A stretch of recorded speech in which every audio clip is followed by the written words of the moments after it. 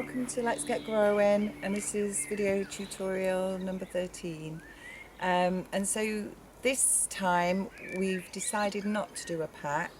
I think last time quite a few of the packs, well, a few of the packs weren't picked up, and the feedback that I've got from some of you is that you're a bit overloaded with the amount of plants you've got. So we thought that this time we'd just do, for this time, we'd just do a general short video just on gardening tips and the kind of things that you should be doing in, with your plants and in your garden, like right now. And we're near the longest day, so I think it's June the 21st, next Tuesday, is it? Next week anyway. So we've come to the allotment, and I thought I could show you some new things. Okay, so here we are. We're in my polytunnel, which is getting quite busy. It's been a very hot June, but it has finally rained a little bit last night. So we are going to talk about how to look after plants in very hot conditions. So today, and particularly watering really. So today, because it did rain last night, I'm not going to water any of the crops outside on the allotment, because I think that was done and there's probably more rain on its way. But I do need to water in my greenhouse, so in my polytunnel, so I can talk to you a little bit about this. So the first thing I'm going to say, I know some of you grow in pots, but for those of you who grow in the ground, a good way to save yourself some labour when it comes to watering, and to save water really, and to make sure your plants are getting a drink where they need it, is to actually, when you plant, is to actually plant in a dip, which you can see I've done with these tomatoes here. So when you actually water, if you watch, and when you're watering tomatoes, you want to water at the base, and you try not to get the leaves wet, but I'm giving that a good soak in, and all of that is going to go down to the roots. And I can do the same with this one. So again, not wetting the leaves, they don't like that. And I've got a little, so you can always bank it up a bit if it's, and then the water doesn't spread out everywhere else. So I'm going to do that with all of my plants in here. So the main things at the moment are weeding. So probably what I should do with this one, there's not many weeds because I weeded it the other day. So I'm just going to give it a quick weed around here. Some self-sown lettuces there. I'm going to weed around the base of my plant, being careful not to damage the roots. So weed, water, and then I would say feed, but not all of these are going to get fed. This tomato is flowering, and my peas are flowering over there, so I will be feeding them. But with this one, I'm not going to feed this. It has got a little flower on, but I'm not going to feed this one yet. So weed, water, mulch. So mulch is any kind of material that you put around the base of the plant, and it helps to keep the roots of the plant cool, and it also helps to lock that moisture in, so you're not losing it to evaporation. Now, this is a bit of a rubbish sort of leaf mould old compost mix. It's not particularly highly nutritious, but I am going to be feeding this plant. You can use grass clippings. We use grass clippings at work. You can use newspaper. You can use bark shreddings. You can use whatever you can get your hands on. You can use hops that you can get from microbreweries, spent hops. And I'm going to put a nice mulch around there, and that'll really keep that moisture in. You just have to make sure you remember when you come to water again, that you're actually watering under the mulch, because otherwise your mulch might soak up all the moisture. So it's also, with watering, it's much better to water a lot less often than water a little bit each day, because if you just water a little bit each day, you're just encouraging your plants to have quite shallow roots, and they will never really do very well. So after I've watered these and mulched these, I won't water them again for a few days. Even if it is quite hot, they should be okay. So the feed, let me show you the feed next. So This is gonna blow your socks off, Vaughan. Are you ready? You need your false nose on. So this is my comfrey brew, and some of you might have made nettle brew. I've got nettle brew at home, but I've got lots of comfrey on the allotments. So it's very potent and it's like it's fermenting. So I'm just gonna scoop. Yeah, it's got skin on it. It really stinks. I'm gonna get some of this, maybe more. And I'm gonna put it here. I've got a full watering can here, and it's really important that you water your plants before you feed them. So we're going to go and do the peas up here, because yeah, if you don't water them first, you can burn the roots. So these are my peas which have been in the ground. I've had a few off them. It's quite hot in here for them actually. Just put them in quite early. I'm going to just give them a bit more water. So if your peas and your potatoes are flowering, now's a good time to give them a feed and help the crops to develop on them. And if you have got peas on your peas, pick them. Because that's, if you leave the peas on, that's the plant's seed and it's done its job. But if you keep picking the peas, it's a bit like deadheading flowers. You'll encourage them to produce more. Okay, so that's watering. So the next thing we're going to look at is pests and diseases. So the first pest that we're going to look at is aphids, and in particular black fly on broad beans. So I think if we look, I wanted to show you something in particular. Have I got the right one? Oh no, it was this one here. So if we look at this, so the important thing to remember that every pest has a predator, and I think if we look at this, you can quite clearly see two ladybirds in here.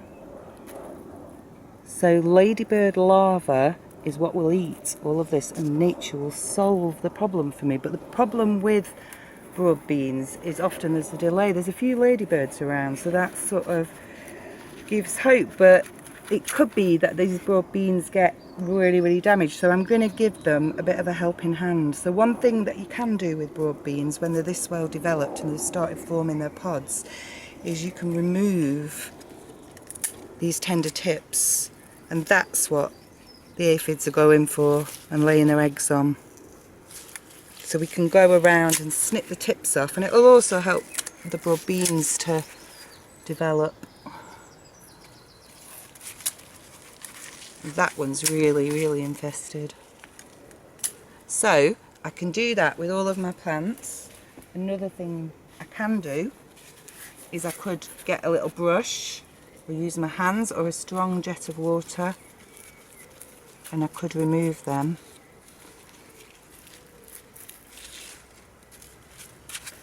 And the other organic aid you could use is a little bit of washing up liquid in a squirter.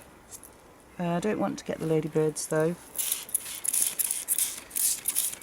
But really a strong jet of water would wash these off, but I haven't really, my hose pipe pressure isn't strong enough. I'm just going to go down, and I think I'm just going to go for the worst affected ones. There's one here that's really bad, so I'm going to snip its top, pinch its top out, and I'm going to spray washing up liquid.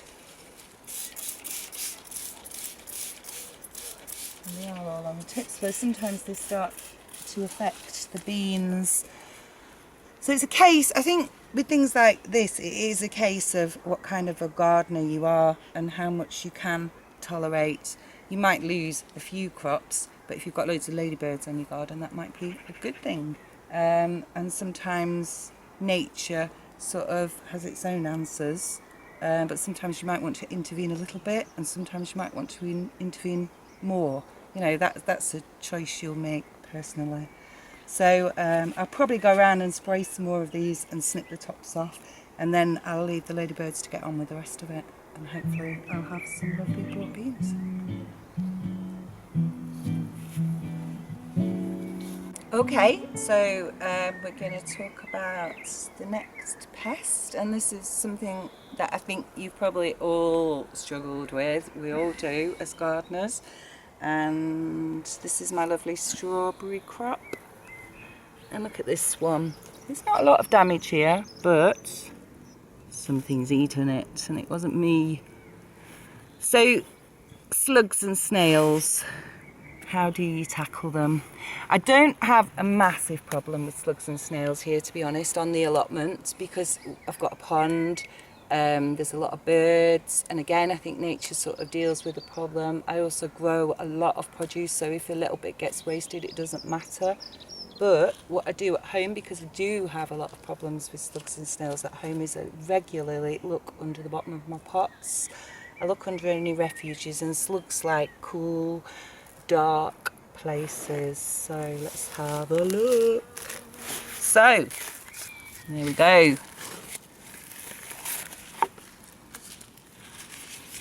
Zoom my net in.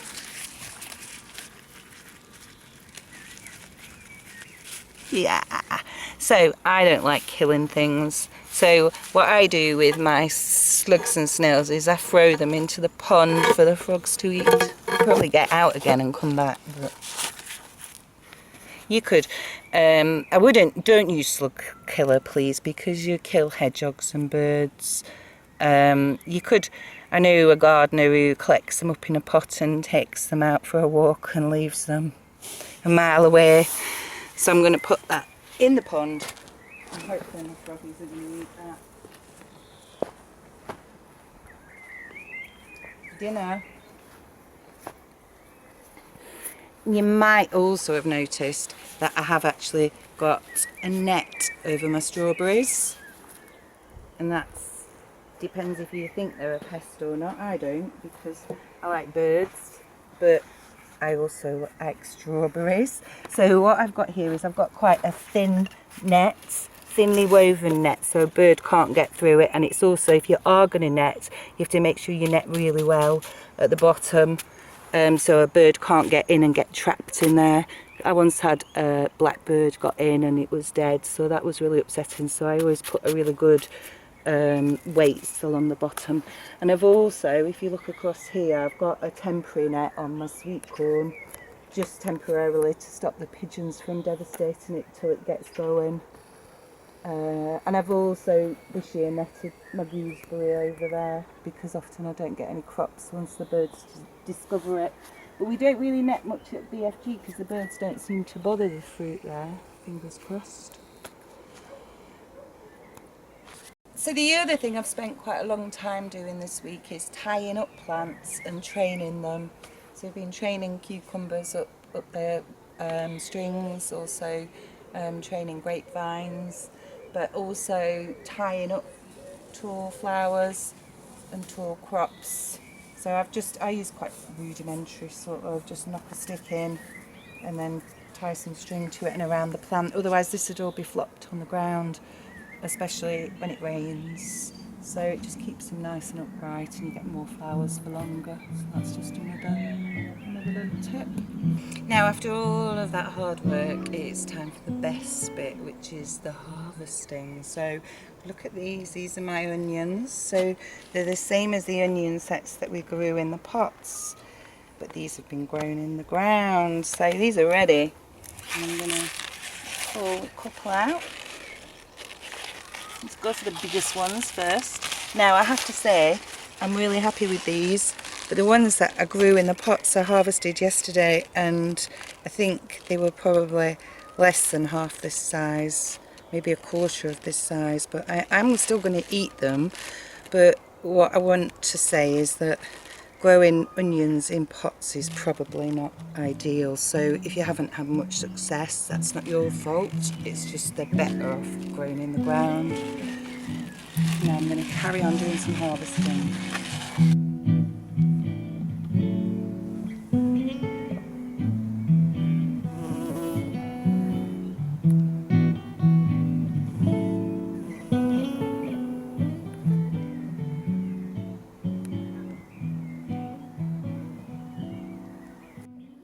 Okay, so look at all my basket of goodies.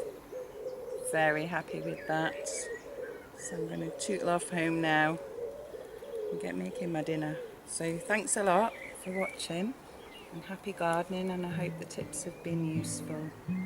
Okay, bye.